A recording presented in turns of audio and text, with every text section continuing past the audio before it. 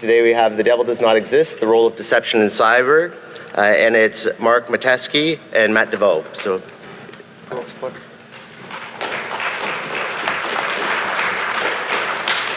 Hey gang, sorry I'm late. Had the review board luncheon and they tend to want to talk a lot, so yeah, I actually had to leave early from that. I'm here as a co-presenter, but the honesty is really I'm just kind of a coach. This is Mark's material. One thing that I've been a big fan of, having been in the cybersecurity industry for 20 years, but also having been involved in a lot of different aspects, working with the military, working with the intelligence, law enforcement communities, is finding lessons learned and nuggets that are taken from other disciplines that actually apply to the discipline that we're in. And I think this is a perfect example of that. The first red team that I put together, we actually went and debriefed with some of the Navy SEAL teams who were doing the physical red teaming and said, how can we apply some of their methodologies, some of their principles? And the reality is, when you think about deception, we're doing it every day, right? The adversary is doing it against us. Hopefully we're trying to do it against the adversary. There's a lot of things that need to bring this into perspective, that we're dealing with human beings at the end of the day. Jay Healy had a great quote a couple years ago, said your attacker is not a 1 or a 0. But we tend to think of it in terms of it's a technical problem. There's a human attacker on the other end of the spectrum. And the attackers are also good, as we all know, at exploiting kind of the human factors component, right? We are pre-wired to believe the lie, right? There's just some human nature aspects where we're easy to convince. Well, hackers and attackers are wired the same way, so you can reverse that on them as well. And overcome, and I know Mark will talk to this, some of the cultural bias associated with deception. For some reason, sometimes we feel that lying, even if you're in an adversarial situation, is not a good thing to do when it actually could provide you real strategic benefit. Long-standing disciplines in gaming, human behavior that can apply to our domain. One of the things we did in talking and putting this talk together was sat down and talked like Jose Rodriguez, who is the director of clandestine services at the CIA, and talked to how do you trick people in real life? How do you measure and put these things in place? And there's applicability on both the attack and defense side. I'm going to let Mark get into the content, but there's a few things I wanted to frame going into it. When you think about deception, you say, well, how does it apply to me when he's stepping through the game theory associated with that? Just think about getting the attacker to go after the wrong target, right? A mechanism of deception in this space. Being able to do passive monitoring or implied monitoring to influence an attacker's behavior. Right? It doesn't always have to be the fact that you're going to eradicate somebody off the network. Intentionally attribute to wrong class of attacker. We've actually seen and done this as well. You publicly disclose or talk about dealing with one class of attacker to kind of throw them off guard. Impacting their OODA loop, providing false data. We've done this in several instances where you know that they were trying to access data to utilize in their decision loop, and we polluted the data and thus polluted their decision loop. And we did this on some transactions that were hundreds of millions of dollars, where the attacker was breaking in, stealing the financial details, using it to their advantage. We polluted the data from a deception point of view. Or to attract them to honeypots and some of the kind of traditional mechanisms that we're familiar with. On the attacker side, feigning a false level of sophistication. We've seen that, where they come in and feign like they don't have a capability to attack certain platforms when they actually do. Deception on their targeting, what they're going after, and then of course the egress deception, which we've seen a lot of more sophistication with, at least I have over the past couple of years. So that I'm going to turn it over to Mark to step you through kind of the real content, the meat, and the game theory associated with some of this.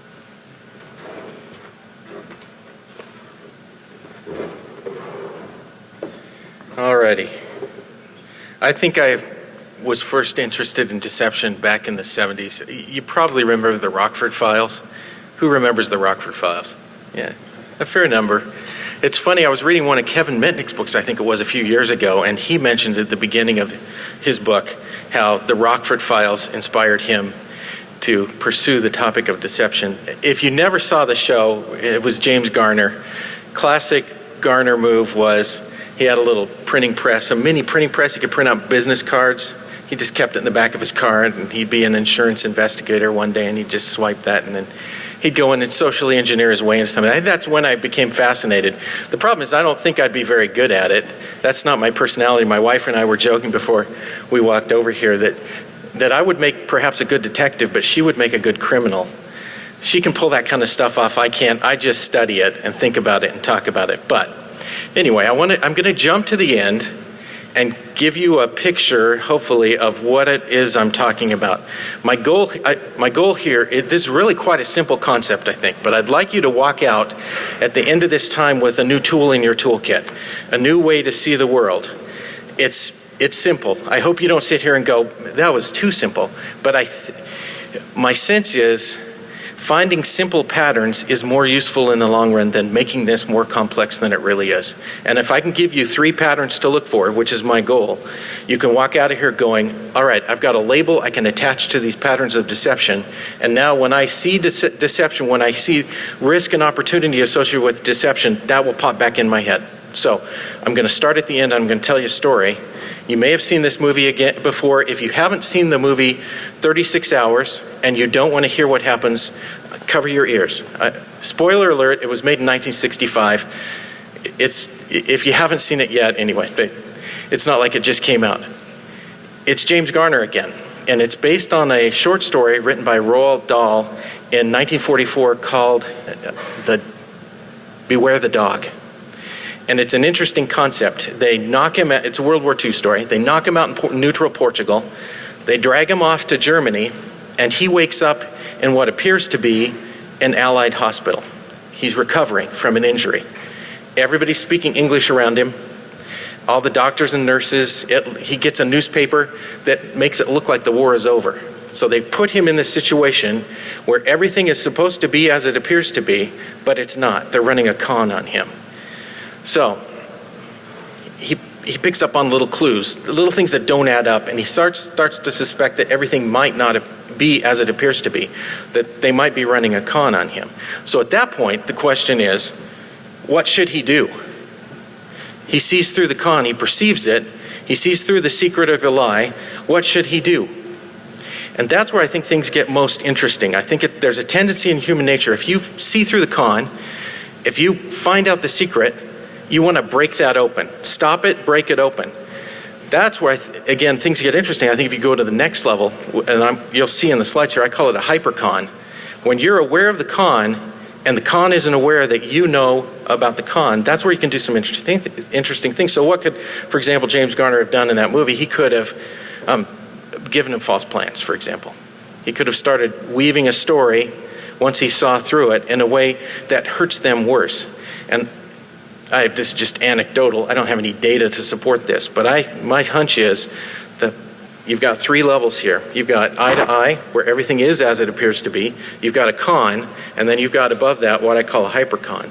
I think the pain between the eye to eye and the con is severe. You're going to be surprised. But the turnaround pain on the con to the hypercon, my hunch is even greater, because the con thinks they're going to pull a surprise on you. They've got their surprise blinders on.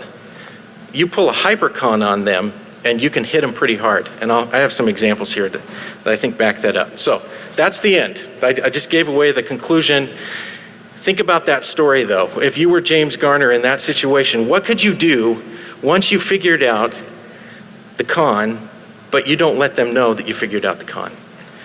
Let me give it some context. Matt mentioned this briefly, but historically, Westerners have been averse to cons, to trickery. It's been viewed as a less than noble endeavor. World War II, the British and the Americans, particularly British, actually turned out to be very good at deception, but their backs were against the wall. Think of 1939, 1940, Britain is under a real threat, an existential threat. They're scared, they turn to deception. In the East, the practice of cunning is perceived very differently, at least traditionally.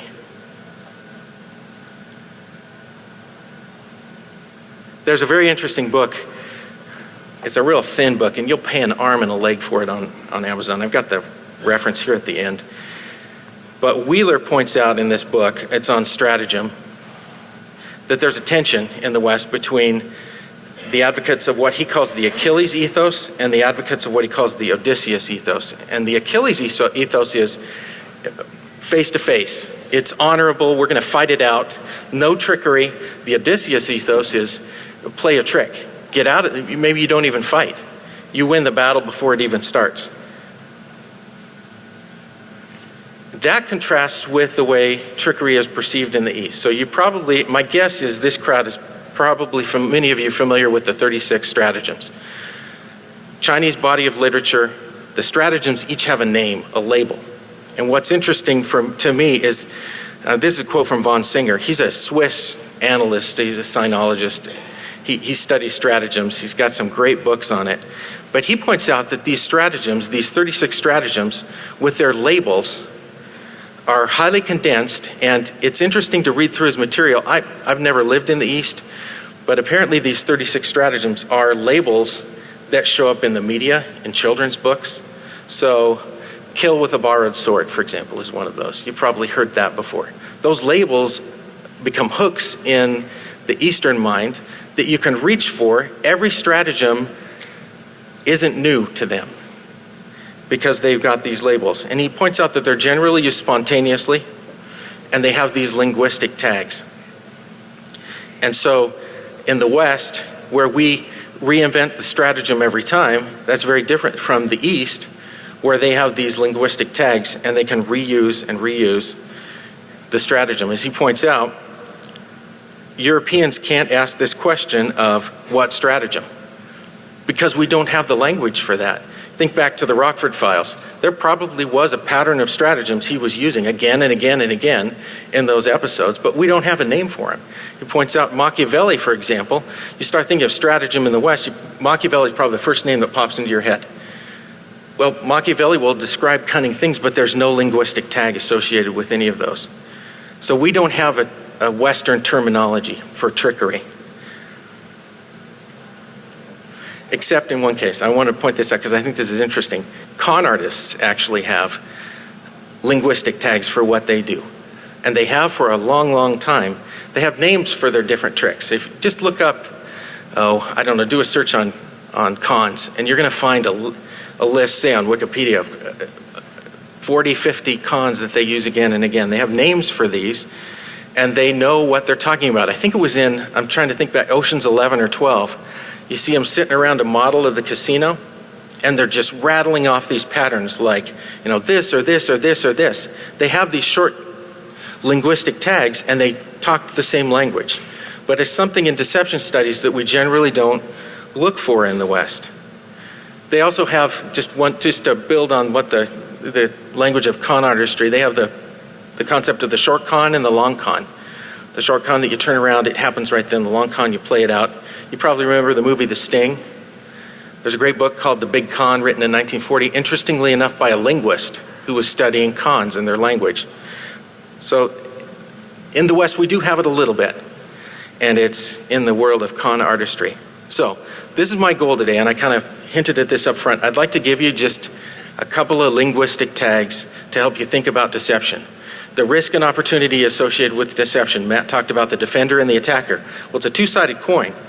Surprise deception poses a risk to you if you're surprised, but flip that coin over, and that's the opportunity side. So there's an opportunity. If you can turn that con into a hypercon, that presents you a great opportunity. So I'm calling this the lexicon, since it's kind of rooted in con artistry. But it's relatively simple. 3 games or 3 levels and 2 perceptual states. And I've tried to represent this diagrammatically. I don't think you have to. This is actually rooted in game theory, but it's a branch of game theory that I bet 10 people in the world follow.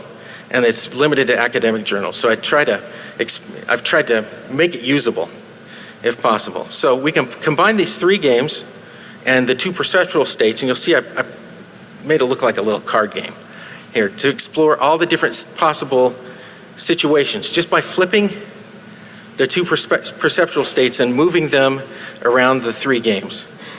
So I think this can help you as a security analyst exploit deception, avoid deception if it's coming at you. So there are 3 games, or 3 states. I call them eye to eye, the con and the hypercon. I talked about those already briefly. And 2 perceptual states, awareness and false confidence. So with awareness, you've gotten it right. With false confidence, you've gotten it wrong. So eye to eye, that's the first level. This is James Garner in an Allied hospital. And it's really an Allied hospital. Everybody sees what's going on. It's nothing hidden. Examples of this, board games we play a lot are eye to eye. It doesn't mean you know what's going to happen at the eye to eye level, but all the strategies are known by both players. It doesn't mean I know which strategy you're going to pick, but I know what all your strategies are. So I often refer to this as just with the phrase, everything is as it appears to be. And if you look at cases of intelligence failure and surprise, you'll find oftentimes that the first bad assumption is that everything is as it appears to be. And that's not in fact the case. I think we all fall into this trap. Unless you're particularly cynical or jaded, I think this is going to be your first reaction in most cases. Somebody comes up to you, something happens, everything is as it appears to be. So that's this first level. Second level I call the con. This is where somebody has a secret and they're not telling you. This is the con artist you meet in the street. He's got a secret. You think you're playing the same game, you're going to win, you're going to get a good price on this iPad. He knows it's fake. You don't. Third level is the hypercon. So this is where you know that that's a fake iPad. This is where you're James Garner and you're sitting in the room and you figure out that this is a fake hospital. This opens up opportunity. This is that third level that you can exploit if you figure it out. So layered on these three levels, and you'll see just in 1 second here how I've laid this out as a card game. You've got the awareness and the false confidence. That's getting it right and getting it wrong. And this is where you would lay those. So on the left-hand side, you see eye to eye. And on the top, you've got red with the con and the hypercon. On the bottom, you've got blue with the con and the hypercon. So red and blue each hold their own perceptions. And then by using these little tags, awareness, false confidence, and I've added one for unknown just for in case there is uncertainty, you can add those to this little game board here. So you're playing a game of chess with your friend. You're both eye to eye. You put the little awareness counter on the eye to eye. That's the way the game is being played. In the con state, now you've got awareness at red's level. Let's say red is playing a con on you. You think it's still eye to eye. So you're falsely confident that you're in the eye to eye state. But red's in the con state. They hold an advantage. They've stepped up over you with the correct perception. So now you're at a disadvantage. Now you can turn that advantage to your advantage at the hypercon level. So that's represented here. Now red, you see, has false confidence. Red falsely believes that they're going to pull a con on you. But you've popped up one level now. You're at the hypercon level. And you have the correct awareness. So you can imagine this can play out. This can actually become fairly complex relatively quickly. And I have other tools to unpack this. But it becomes kind of complex too quickly. I wanted to keep it relatively simple because I think if you just think eye to eye, con, hypercon, and keep those in your head, it's a nice set of lenses to view the world through. So let's look at some examples. I put along the top there, these are just the three game boards. You've got the eye to eye, where everything is as it appears to be. You've got the con, where one side is exploiting a secret, and you've got the hypercon, where you're exploiting the exploitation of the secret. So, a lot of examples. You can find these in books, movies. I joke with my wife sometimes I should be run off to Hollywood and become a screenwriter, because once you're aware of a con and a hypercon, you'll see them all the time in movies. They show up all the time. It's the punch at the end of the movie. Oh, it was they were playing a hypercon the whole time. I thought it was just a con. So let me walk you through some examples. Again, if you walk out of here today just going, I've got three linguistic tags now that I can apply to the risk and opportunity of deception, I'll be happy. So let me walk through some examples. And I think you'll walk out of here going, okay, I know what a con is, I know what a hypercon is, and I can exploit these now.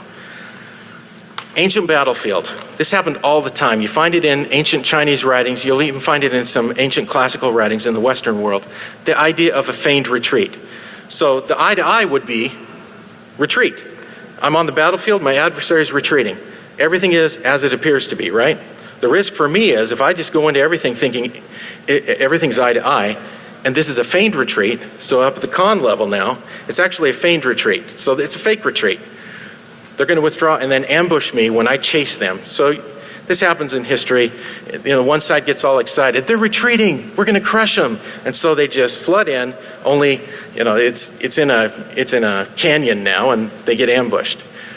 So that's the con level. So what would the hypercon level be there? If you perceive that feigned retreat, you're aware they're going to do that. You could exploit that. So when they get you in the position where they think we got them, now you've actually got them. So ancient, you'll find it 2,000 years ago, longer, the idea of a feigned retreat. But now we have linguistic tags we can attach to this. World War II, Enigma. We're reading the Allies are reading the Germans' mail. That's a con. And if you've read about Enigma and what happened in World War II, there were tremendous advantages that the Allies gained from that con. You should ask yourself the question, though, if you're the Allies, what if they're playing a hypercon on us? And what would that mean? What would the hypercon mean? That would mean they know we're reading their mail. It would mean they could exploit us. What could they do? If you're the Germans now, you've seen through the con, what does the hypercon mean to you? A lot of opportunity. You've turned that risk, flipped it into an opportunity, and there's tremendous potential for opportunity there. Korean War, an example there, MacArthur's landing at Incheon. If you remember the Korean War, the Allies get pushed all the way down to the Pusan perimeter, and it looks very dire. So this is just the first few weeks and months of the war. MacArthur does an end run. He comes around, heads north up at Incheon. He lands there. The North Koreans panic and pull all the way back. It was a huge surprise, and it was supposedly impossible. The tides at Incheon made an amphibious landing supposedly impossible to pull off. So that MacArthur pulls a great con. So he's up at the con level. But what if the North Koreans had anticipated that and played the hypercon card, one level higher? Interestingly enough, and I don't remember the title of the book, but I read this a couple of years ago. There's a book on China's involvement in the Korean War. They had apparently war-gamed MacArthur's possible actions and had identified Incheon as the most likely path. But miscommunication, whatever happened, the hypercon never happened. But imagine that you are so overconfident now that you're going to pull off this tremendous surprise. You've got your overconfidence blinders on now. They're waiting for you to exploit that. That's the hypercon level. Any era. Tunnels have been in the news a lot lately. Imagine, so everything as it appears to be would be eye to eye. You know what your adversary's strategies are. They can do this and this and this to you. They know you can do this and this and this in response. And you play that out eye to eye. Doesn't mean you know what strategy they're going to use, but you know both sides know what the strategies are. A tunnel becomes a con. And what is our probably most likely human response? We find a tunnel. We want to shut it. We want to close it down. So you see through the con, you blow up the tunnel, you shut it down, but ask yourself, wait, what about a hypercon? Can I go one more level up? I know the tunnel is there. What can I do? What could you do? You find your adversary has built a tunnel into your territory. What might you do at that point? Well, maybe blowing it up isn't the best option. The hypercon opens up a whole new range of possibilities for you. You watch through who comes through. You don't let them know you found the tunnel. You've opened up a whole new range of hypercon strategies. Just another page of examples here. Espionage, probably one of the canonical examples. Spy represents a con. You've got a spy or an insider in your organization. You see through that. What's that mean? Do you go arrest them right away, throw them in jail? Or do you say, wait a minute, we've got some hypercon options here. Let's play it out at the hypercon level. There's the traditional con, I've used that example already, con on the street. The hypercon might be a sting. So now you're law enforcement. You can play that out as a hypercon. Honeypot would be a con. A honeypot perceived and exploited would be a hypercon. In the security world, an insider would be a con. You see through that, you perceive it. What does it mean? Now you've seen through it. Do you have opportunities now at the hypercon level? What's interesting to me is I've studied the literature of deception for a few years now. And for example, there's a great study by Barton Whaley, who's sort of the father of deception studies. And he wrote this originally in 1969, and I think it was republished in 2007. He took 115 cases, I think, of military deception in the 20th century, and he analyzed those. He looked for statistical lessons. What he was missing, in my opinion, were these simple linguistic tags. It'd be interesting to go back and look at those 115 cases, see how many of them were cons, how many of them are hypercons. Are there cultural biases here? I haven't done this, but it'd be interesting to take cases of deception and look for cultural biases. Do certain cultures play the con but never the hypercon? Are certain cultures inclined to play the hypercon card every time? What's your bias? I mean, we each have our own individual biases too. We've got cognitive biases, heuristics we play that play out poorly, and yet we tend to use them again and again, unfortunately. So here's another way I look at it. You've got a plane. Just picture a two-dimensional space. And that plane is defined by a number of knobs that you can turn to define possible scenarios. So you turn one knob and that's your adversary's capability. You turn another knob, that's your adversary's intent. You turn another knob and that's time, let's say. And maybe you have 5 or 6 different knobs that you can turn to explore. I almost picture an Etch-a-Sketch. And you turn these knobs and the little pointer goes all over the map, and you want to, if you're anticipating what your adversary might do, you want to explore that space as completely as you can. Well, cons and hypercons, I view that as playing on another level above that. It's another dial that you can turn in, it's another plane. So if you're able to exploit the con and the hypercon predictably, and you have linguistic tags, for example, and there are other ways to explore this in a systematic way, in my mind now you're playing on that level above. And imagine yourself, I'm trying to think of there's a book my kids read, and it's about is it Flat Stanley? I'm trying to remember. Anybody have kids? It's a two-dimensional world, and he lives in a two-dimensional world, or there's a character that lives in imagine that you live in a two-dimensional world, but there's a three-dimensional, a being that understands the three-dimensional world living with you, that being able to pop into the three-dimensional world and pop in someplace else back in your two-dimensional world would look like magic. I don't want to overstate the opportunities in cons and hypercons, but in effect, that's how I view it. That's what somebody who's really good at cons can do. They're popping up into that plane that's on a third dimension, and then they can pop down again later. So it looks like magic sometimes. Some of the cases of deception that the British pulled off in World War II are just absolutely fascinating. How they set them up. It takes time, like The Man That Never Was. I don't know if anybody's seen that movie or read the book. It's been another recent book that came out. They planned it out, they set it up. They're playing the con and they're thinking inside the adversary's head. The risk is, of course, and I don't know if they ask this question regularly, what if we got it wrong? What if we think we're pulling off the con and we're not? They've seen through it. It's a question worth asking. So oftentimes, it's just a matter of asking the right question at the right time, asking the right question early enough to identify the risk and exploit the opportunity. So I think here are some example questions that I think you should ask all the time. The first is everything as it appears to be? I think this is the question that unlocks it. This unlocks this perceptual, if there's a key that unlocks this plane, that's the question. Is everything as it appears to be? So one question, I've sat in meetings before where we've been talking, doing red teaming stuff, and I'll ask the question, what if that's what our adversary wants us to think?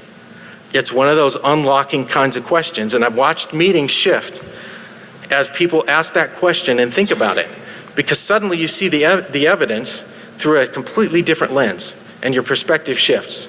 So, is everything as it appears to be? Unlocking kind of question. Think about the levels. Am I being conned?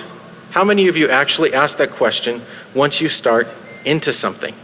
Your deceiver, if they're a clever deceiver, knows what you want to see and what you want to hear, and if they're good, they're exploiting that. They know exactly which levers to pull to make you jump. You hope they're not the puppet master, and you're thinking it's eye to eye and they're playing the con. So, am I being conned? The question then is, if you think you're being conned, can I turn that into a hypercon? Can I pop up one more level? Because suddenly what was a risk turns into an opportunity. You're flipping that coin from risk to opportunity. Can my opponent turn the con into a hypercon? So you need to ask the reverse question of your opponent as well. And then finally, what if my perception is wrong? What if I'm wrong? What if, as you move up that through levels of awareness, your confidence, I think it's human nature, your confidence will go up. As you move from a con to a hypercon, my guess is you're just cranking up your confidence. You're anticipating that surprise that you're going to pull off. But what if you're wrong?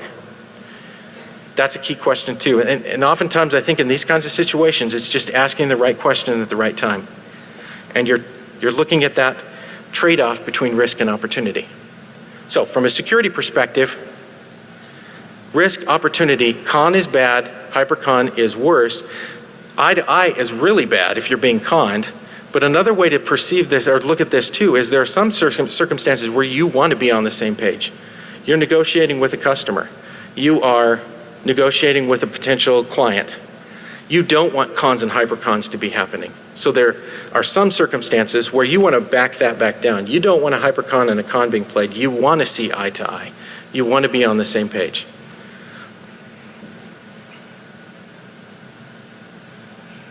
And these are the sources I mentioned earlier. There's a lot of great literature out there on deception with tons of fascinating stories. Again, World War II, fascinating time. The British were masters of this. And they walked away with certain lessons like, they learned this early in the war. You want a goal for your deception activity. You don't want to do it just because you can do it. And you don't want your adversary to think something, you want them to do something. They got burned a couple times where they put the right idea into their adversary's head and then their adversary did the exact opposite of what they thought they'd do.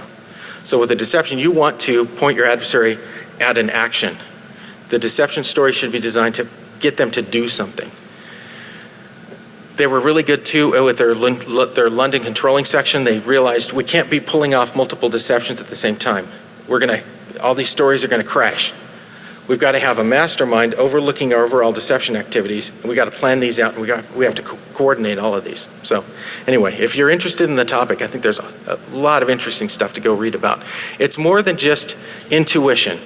The really good deceivers understood that there are patterns here. And so hopefully I've given you a couple of patterns that you can look for now. Is it eye to eye? Is it a con? Is it a hypercon? When you go about your business. Just throw that in your toolkit. And remember to ask those kinds of questions. Where am I in that hierarchy? Where's my adversary? Can I pop up? Can I exploit this risk and turn it into an opportunity? All right, so I'm open for questions. Or Matt, if you want to build on anything that Yeah, we got to stand up here.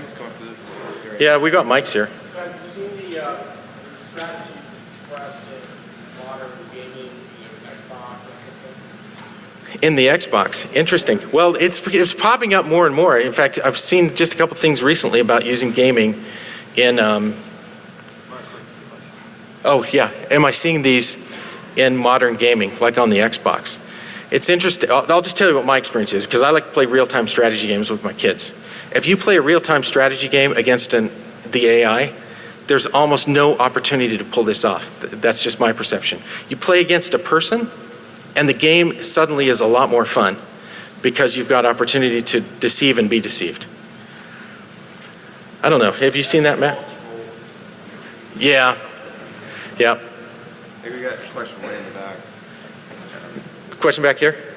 Yeah, very seductive problem with the Spanish prisoner issue, is the idea that you're running a counter on the person, so they're already one step ahead of you. Yeah.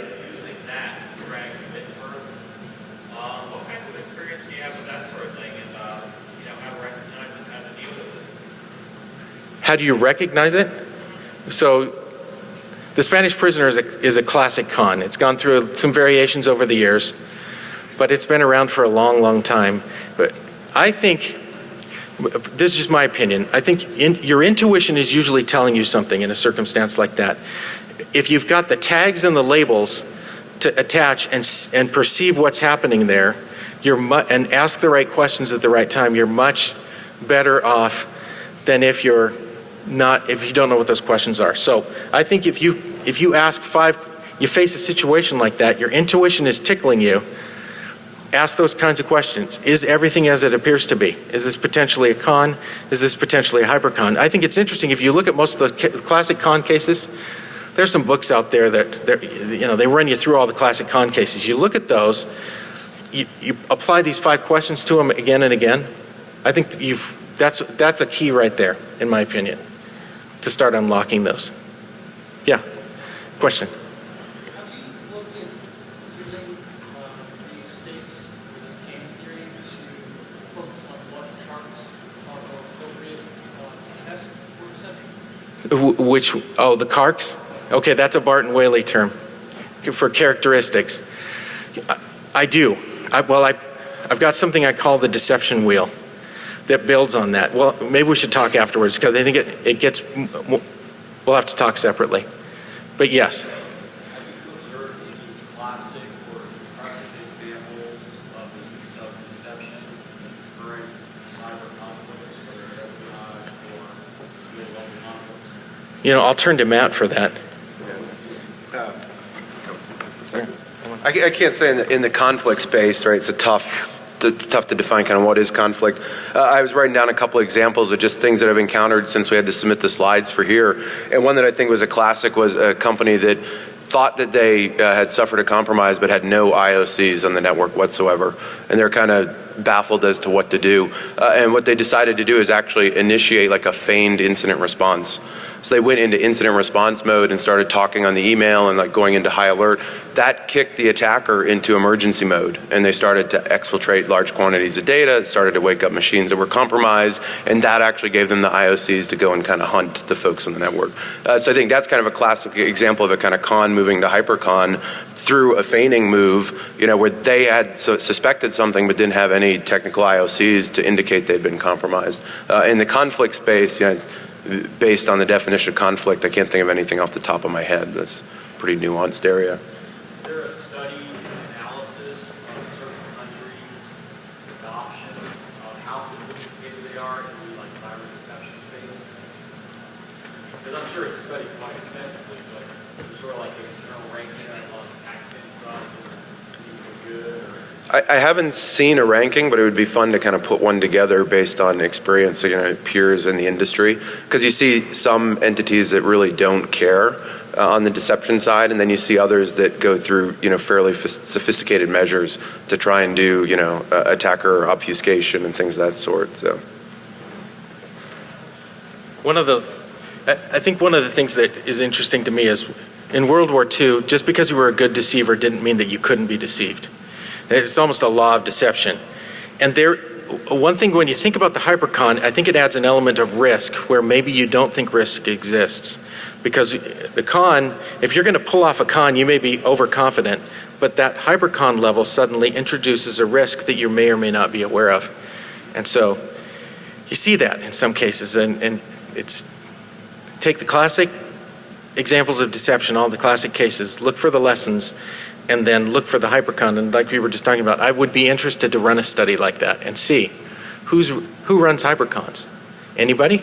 I mean, it happens on the street. It happens in cyber. Are there cultural biases here? Are certain groups open to it and other groups not? I think it'd be a fascinating study, but I haven't seen one.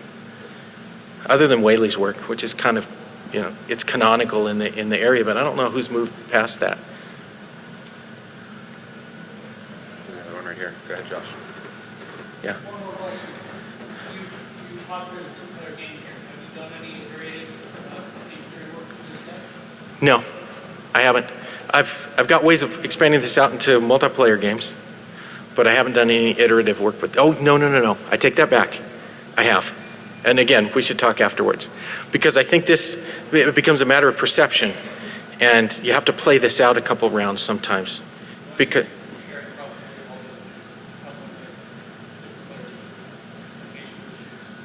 Yeah, and in game theory, things become markedly more complex, as I'm sure you know, as you add more players and start to iterate. Things typically become a lot more complex, but I think it's one reason there's a stigma attached to game theory often. Even practitioners of game theory sometimes recognize that it moves off into the mathematical margins, exploring things that maybe aren't that useful in the real world. All right, any other questions? Right here. There's one right Over here, okay. Yeah. I think you raise a very interesting point about the cultural biases and differences of the attitudes towards deception. And I think you see that play out in more than just the intentional deception, but even just the attitudes towards security as well. Is it okay to have to learn competitive? It's the same sort of thing. Is it okay to deceive them, to steal from them, all of this cunning, this deception there? And I mean, it's at the cultural level, but also at the government level as well. And does that put Western companies and Western governments at almost a natural disadvantage on the cyber warfare field? And is there anything that can be done to counter that? And if so, where do you start? Is that something that should we be teaching in the academic field when we're training the next generation of cybersecurity warriors, for lack of a better term? Should we be encouraging deception to a greater extent? Should we be intending to reward conduct? I think that's probably, you Yeah, can yeah, best yeah. answer that, yeah. We don't reward cunning, and a kind of mentor of mine that I know you studied as well with the General Van Riper, used to get in trouble wargaming in the U.S. military because he'd do things like wrap his Jeep in aluminum foil and make it look like a tank and, go different places, and they would constantly slap him down. The cultural issue is a huge one on multiple levels, though, where it impacts us. One is even just conception of time. The difference between short-term and long-term strategies, right? We get impacted with that at the kind of national security level all the time. Our perception of long-term does not match with other cultures. Another is just the basis of right and wrong. And I talked about this a little bit at the executive summit, where IP theft as being an issue that we're promoting at a diplomatic level, say with Asian countries. There is not a matchup in perception of right and wrong on IP theft. You can talk to somebody on the other side of the negotiating table and say, hey, for 2,000 years we had all this great innovation in our culture. There was no such thing as patents. There was no such things as intellectual property protection. Now, over the past 100 years, all of a sudden that's important. So you could benefit for 2,000 years from all the things that we invented, but now we can't benefit our society from what you invented because we have these intellectual property protections in place. So whenever the U.S. government leads on the cyber conflict issues with an issue like that, we instantly are at a disadvantage because there's kind of a lack of parity in the cultural perception of right and wrong on an issue like that. So there's lots of barriers, and I think it's a completely different discipline of study, but it's something that constantly needs to be addressed, is addressing those cultural mismatches and lack of parity. No more questions. Since you opened it up, cyber espionage, high-level cyber plots that have gone on for several years, what is your opinion of, have they had one scrap of impact in terms of counteracting that? I think maybe from a con perspective, where you have some feigned activity on matters that are completely inconsequential in the host country, where they'll say, hey, look, we arrested these 5 hackers, we're doing something in this space, and it completely doesn't address the issue. So no, I don't think that there will be. And my personal perspective is that there probably won't be, in the next 3 to 5 years, any impact in that area. What is going to happen is that you're going to have what I call kind of innovation parity, where there's going to be enough innovation stolen that both sides are kind of equal, and you can invest all your energy and smart people into stealing the incremental changes in innovation, or you can take those smart people and apply them to genuine innovation. And I think once you reach that point, which I think is kind of in the next 3 to 5 years, then that'll change the equation, and the discussion perspective will change. But thus far, I haven't seen anything that's been effective at all.